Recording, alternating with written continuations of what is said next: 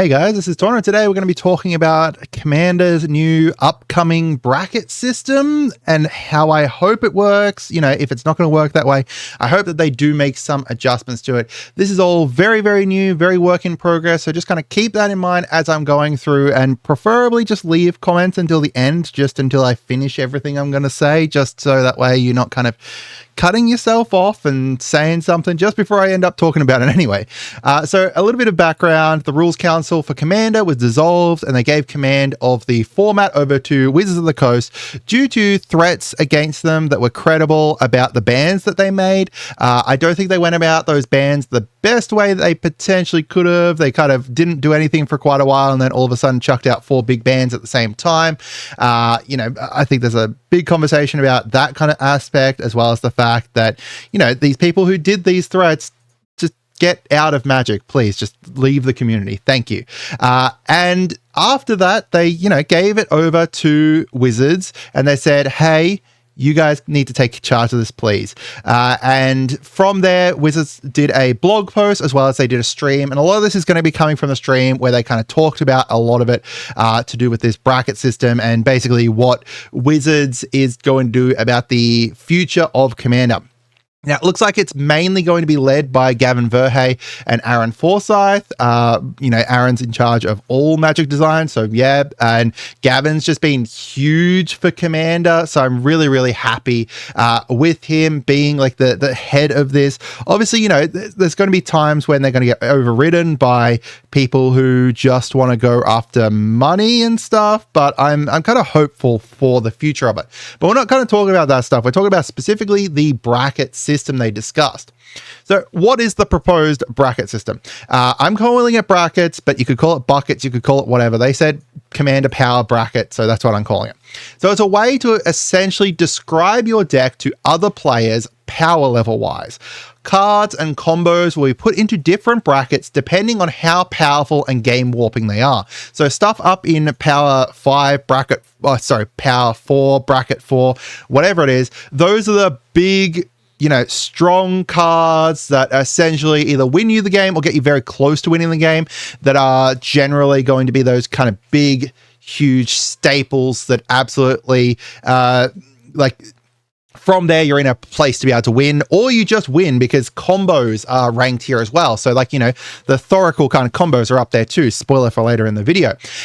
Then as you go down, you get down to bracket 1, which is your more kind of stapley stuff. So that's like anything you could find within a precon usually, or, well, not everything, a lot of kind of those precon staples and everything. That's essentially how it kind of works. So everything is going to be ranked. Now, that's not everything, like every single card will be ranked, but in the middle kind of aspects and the low ones, it's going to be more of like a philosophical ranking, not a very strict ranking. So they're going to define it roughly for everyone. It's going to be a little bit kind of rougher around there. The tier 4 ones are all going to be like more strictly defined though, just because of how many cards there are in Magic, that it's very hard to be like, here is all, what, 10,000? No, there's way more than 10,000. How many Magic cards are there? It's going to be like thousands upon 27,000. And that was probably a while ago that they said that. So there is a lot of cards. No, it's more like 50,000 now. What, that's 3 years ago. Oh, wow. Okay. All right. Here. Up to date, 937,000. That's what that says. Anyway, that's a quick Google. But there's no way they could rank all of those. So it's more a kind of philosophical where things are placed towards the middle, but up the top it's more hard to find. But essentially the way it works is if you have a power level 4 card in your deck, one card from bracket 4, your deck is a power level 4. Now, again, bear with me for the whole video before you comment and say that that's fucking dumb, because we're going to talk about it, but that's how they said that it is working currently, where if you have one card, even if the rest of your deck is absolute trash, it's a power level 4 deck then. So we'll see as to how that works, but we'll talk about that a bit more. Now, keep in mind that the bracket system was already in talks prior to all of this stuff happening with the Commander Rules Committee. Jim over on Twitter posted a couple different things about it, just saying, look, they were already working on it beforehand, about those pre-game conversations and stuff, which is what this is going to talk. I'll talk about like the goals of this, but this is what that's meant to help with. And that was kind of what they were already kind of working on prior to all of this stuff happening, which is great, right? Like, so if you're kind of worried, hey, Wizards is coming in and absolutely kind of, you know, just taking over and doing this, keep in mind that the Rules Council were kind of working on this prior to all of this stuff happening. So what are the goals of it? I guess that's like, you know, we could talk about what it is, but the goals of it are more important. So this is a new way for people to basically sit down and have that rule zero conversation and easily relay how powerful your deck is, right? It's to make that rule zero conversation easier, not to replace it completely. It's to just make it a lot easier, because instead of you needing to sit down and be like, okay, at this table, we play no infinites, no tutors, we play, you know, this and that, you could just say, look, my deck is you can just say, look, this is a power level 2 game or power level 3 game, essentially. It's trying to make those unwritten rules of the format just a lot clearer, because at the moment, everyone memes it, sure, but most people are just going to say their deck is a 7, right? Like, or, you know, it's just the deck rating of 1 to 10 is very arbitrary, and no matter how many times people try and make programs online to be like, here is your deck, put your deck in, and it's going to come out with what power level your deck is, it's not going to work, and it doesn't really kind of sum it up. This is meant to help sum that up. Again, not designed to replace that rule zero conversation, but just make it easier. So say they are saying, hey, this game that we're playing here is a power level 2 game, and your deck has like a vampiric tutor in it, but otherwise it is power level 2. The whole point of this is you can sit down and look, my deck is a power level 4, but it's only because I have this vampiric tutor in it. Otherwise it would be a power level 2. Do you mind if I sit down here? Or, you know, generally, I think that 99% of the time with that conversation, people would say, yeah, no, dude, like that's vampiric tutor. You're not going to find that in a lot of games, or, you know, even if you do, what are you going to tutor up? Your power level 2 cards. It's just meant to make that easier. Again, it's not meant to be designed as a strict only play list, like only play power level 2 at this place. It's meant to just make those conversations easier. They did, however, talk about that, which is very, very interesting in the thing. They talked about having like bracketed like tables, for example, at like MagicCon. So they have like a packet, like bracketed table 2 is going to be power 2, and then people know where to go for that. That's really cool. If they have like a big, that's going to be really cool for like a MagicCon stuff. I think there's some really cool stuff they could pull off with this. I am very cautious about it though. Like, don't get me wrong. I'm not super, like, I'm hopeful, but I'm also, you know, cautiously optimistic about it. So that's essentially the goal there, is to just make those rule zero conversations a lot easier. Now, before we get into some more examples, make sure you guys do subscribe. You know, this could be the last video you see from me if it's showed up in your recommendation. So just make sure you subscribe. Otherwise, you might miss out on our amazing content here. I don't, you know, toot my horn that much, except for this specific moment within my videos. And then also, we've got a Patreon going on. If you want to go support that, if I don't care if you use ad block, but if you feel guilty about it, you can donate $1 a month. That's going to be more than I'll make from you watching my videos each month anyway. But all of the way up to, like, you know, you can get deck reviews and stuff like that too. All right. So again, this is all work in progress. So just a reminder. So bracket 4. So this is like the very big game warping, potentially game ending stuff, or just very strong stuff. So vampiric tutor, a very, very strong card. I need it for my my Aminatu deck, right? Like, that would be so strong in Aminatu. Armageddon, destroy all lands. It can be very strong and game ending depending on what your deck is. Like in my Yuma deck, a board wipe for lands is going to potentially be game ending because I can get my lands back, you can't. And then they also said like combos, like Thassa's Oracle combos, those 2 to 3 card combos that just win you the game. So yeah, Thassa's Oracle, or Narset's Reversal and Approach the Second Sun might be in there, although that's more expensive, so we'll talk about that one in a sec. you know, some of those like ones that are just more difficult to be able to pull off aren't in here, but the really easy kind of 2 to 3 card combos that win you the game are in here. The other thing they said was like the 1 mana tutors, the instant tutors, like, you know, Enlightened Tutor and stuff like that will most likely be in bracket 4 as well. Then we go down to bracket 3. So this is still strong stuff, right? Like, you know, Personal Tutor is still a very strong card. Dranith Magistrate, still a very strong card that locks people out of the game if they're like trying to cast from not their hands. But they're not like that kind of complete game-ending bracket 4 stuff. So the other thing is the combos within here are still like, you know, still can be very infinite combos and still going to win you the game, but they're more mana intensive, harder to kind of pull off. So like Sanguine Bond and Exquisite Blood, which I always get the blood and bond mixed around. That is like a 10 mana combo. It is a very expensive combo to pull off, but it does win you the game. So it's up there in bracket 3 as a strong combo. And in like, you know, up there. Now, keep in mind that again, bracket 3, 2, and 1 aren't going to be as clearly defined, but you'll be able to like most likely be able to figure out easily where your cards fit into. We have to see. They're going to show us a preview later on that's going to potentially kind of help clear up some of this muddiness at the moment before MagicCon Vegas, I think they said. So bracket 2. So they said bracket 2 is going to be probably no infinite combos, or maybe there's going to be like 4 to 5 infinite combos are acceptable. So if you have a look over here, like you've got Fabricate. So Fabricate is still a tutor, right? Like they didn't put all tutors up here in bracket 3 or 4, but it is a more expensive tutor. It's tutoring you. It's costing 3. It's at sorcery speed. You know, it's still a decent card and people are still going to run it, but it's more refined and expensive and not quite as strong as the stuff above it. And then you've got Thalia, Guardian of Thraben here. Again, another strong card. Non-creature spells cost 1 more to cast, but it's not like up there kind of really, really strong kind of stuff. And then you get down to bracket 1. So this is like the lowest power level, second lowest. Well, it's the lowest power level.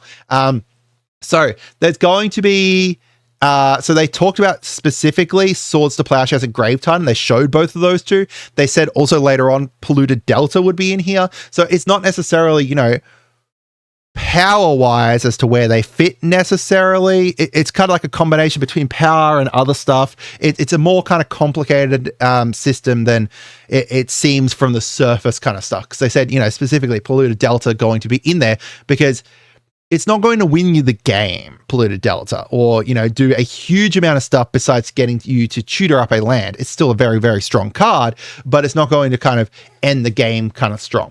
So as I said, like, you know, these are like the pre-con power level, like where cards that are printed in a lot of pre-cons. So like, you know, those staples within pre-cons would be in bracket 1. Now, one thing, I put this note over here, this is not what they said, but tutors rarely show up in pre-cons. I think I could probably count on one hand the amount of times that tutors have shown up in precons. I think there was one in the Aminatu precon, an enchantment tutor in the Aminatu precon, but there's very rarely tutors within them. So I'm guessing that most tutors will be power level 2 and above. I don't think there's going to be many that would be bracket 1. I don't know, there could be, but very rare, I'd say.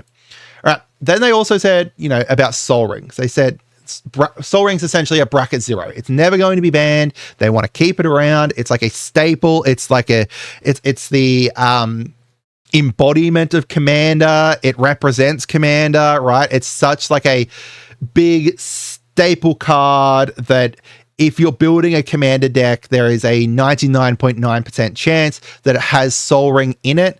And that's just because, you know, it's fast mana. It's a really kind of strong card to have within your deck.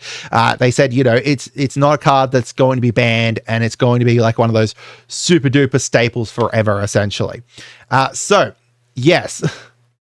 Yes, I think the system of you have one of these for one power level 4 thing and now your deck is a 4 isn't great. So if I have like, you know, just an Armageddon within my deck, if I have an Armageddon in my Yuma deck, I don't think my Yuma deck is a 4. It's potentially like a 2 or 3, like halfway through there. But just because I add like a big land board wipe does not make that deck now, you know, power level 4, CEDH competition kind of thing. And, you know, even if you sit down at a table and they're saying, hey, we're playing power level 2, and you sit down and be like, okay, mine's a power level 4 technically because I've got this Armageddon in there. That's not, like, it's not a very conducive conversation, I think. So we're going to talk about how we could potentially fix this. And I want to say thanks to Jack John Jackson about it, for kind of talking to me about this and kind of introducing me to this idea of the ace spec system. So the ace spec system is obviously from the Pokemon trading card game. They have these ace spec cards. These are very, very powerful cards. You know, like, look here. This is a Master Ball. Search your deck for a Pokemon. Reveal it, put it into your hand. That is a Vampiric Tutor, right? Like, that is a tutor. You are tutoring up a Pokemon, putting it into your hand.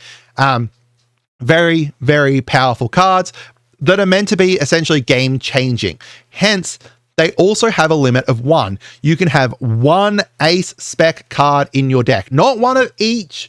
Like, not like, you know, you can have an ace spec Master Ball, an ace spec, I don't know, Wind Turbine or whatever. You can only have 1 card that is an ace spec card in your deck. But that's because, again, they are so game changing that they just will, if you had multiple of them, people would just run multiple of them, and then, you know, their whole deck's made up of ace spec cards, and boom, you win. So the whole point of this is just to be able to limit the power level of the decks by saying you have a limit of 1 of these. So that's something that, you know, Tauna, this is not Pokemans, get to the point. Essentially, Commander could use a very, very similar system to this. The idea, again, of a bracket 4 card making your deck into a power level 4 is bonkers, even with the whole sitting down and be like, my deck's a 4, but only because I run 1 Vampiric Tutor. Because Commander is a 99, you know, 99 card format. I said put 99 card format, but, you know, it's a 100 singleton format. There is a decent chance that you might not even draw that card. Or even if you do, like, you know, it might be because you've tutored it up with something, or, you know, it's very unlikely that you would be able to actually get that card in every single game to the point that it would be. And I think that, you know, there is some allowance within this because you have like such a large deck. You know, instead of, what if under the bracket system, you could have 2 or 3 of these higher bracket cards without it affecting the bracket rating of your deck. So, you know, you've got like your decks are 2, but you also have like a Vampiric Tutor and I don't know what else, like a Staff of Domination or whatever in there, right? So your deck's still a 2, but it's got a couple higher power cards in it, and you have those kind of that allowance to be able to let you have 2 to 3 higher bracket cards or something like that without it affecting your bracket. Just because that kind of eases up a little bit on having to have that complete conversation of sitting down, my deck is a 2, my deck is a 4, but only because I have this. Now, I'm not necessarily saying that there aren't going to be issues with this. The first thing I can think of off the top of my head is like combos. Maybe combos shouldn't be allowed in this because, you know, if you've got a deck that's a 2, but then you add like a Thassa's Oracle combo in, boom, now you're still going to be winning. Or, you know, I guess you have to be able to tutor it up and stuff or draw into it, but still, right? Like it's still going to be game ending once you get to it. It's not going to be quite as bad because the rest of the deck's pretty shit, but I don't know, maybe I don't know how they could work that into it. Maybe combos aren't allowed into it, or maybe combos take up an additional slot or something. This also fixes the whole, this is a precon that we got. So this is a precon that I've got, right? I'm opening it up. My precon is a 4 because this card that was in it now is just insanely strong thanks to a combo or something. Or, you know, this card that is in it has gone up in value. Like if you have a look at the like the Baldur's Gate, oh no, you know what one is perfect? Having a look at the LCI Blood Rights precon. Looking at that Blood Rights precon, that deck alone is probably going to be a 3 or a 4 thanks to the fact that it has the Charismatic Conqueror in it. That Charismatic Conqueror alone is insane. So this kind of fixes that whole, this precon is a 3 or 4 because it had a 1 bonkers new card or a reprint that has gone bonkers, and it also allows them to reprint some of those older cards in there. Well, like in the Yuma deck, it had reprinted the Grave Warden, I believe it was, which is a crazy great card in any kind of landfall / like land recursion kind of deck, or a self-mill or stuff. Like I need like 5 of them for different decks that I've got here. So it kind of fixes that, which is really nice. So that's my idea. Who knows? I guess maybe someone can send this through to Wizards if they are listening. I don't know. I'm just some random guy from Australia, even though I got recognized at my LGS, which was really weird. But yeah, who knows? So when are we first going to see this? So they are aiming for a version to be ready by Vegas for MagicCon there. They want to form the Commander panel first to get the community's input, though. The community focus here is critical to them because before figuring anything out. So they want to make sure that they have like that panel ready to be able to help them make this essentially like a tier list kind of thing, the bracket system.